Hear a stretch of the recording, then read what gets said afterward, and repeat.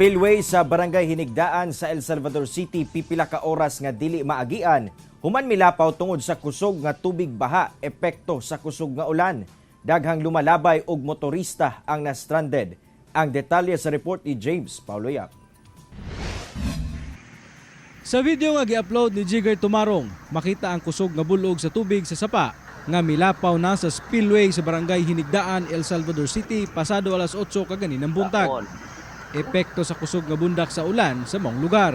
Hinungdan nga paspas usab nga gialerto sa barangay ang ilang BDRRMO sa kalit nga pagsaka sa level sa tubig sa spillway sa mong barangay. Sumala sa mga residente sa lugar, pipila ka oras sab kunong nadilatar ang pagbiyahe sa mga lumalabay tungod delikado kini sa mga gagmayng sakyanan. Paabot mo gito ka na sumuhuno kay analag imong kaning tamako na diha nga daghan ang nangamatay dinhi.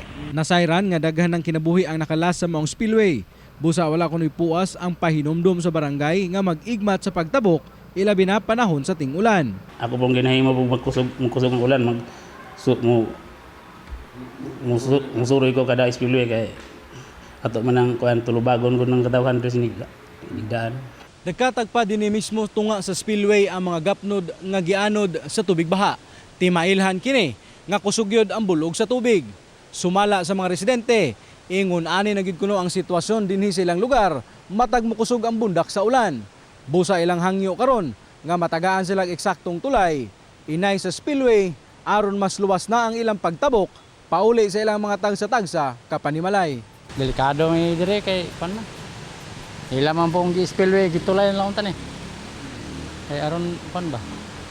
Wala man po nila tulay ah. Sumala ni Kapitan Nob, aduna na sila inisyal nga panagsabot sa mayor sa syudad aron mahatagan na og solusyon ang maong problema.